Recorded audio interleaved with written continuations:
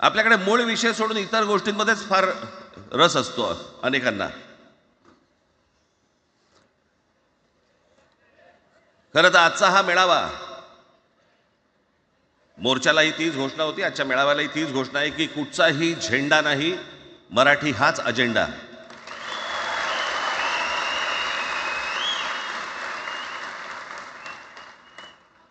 माझ्या मराठीकडे, माझ्या महाराष्ट्राकडे वेडावाकड्या नजरेने पाहायचं नाही कोणी.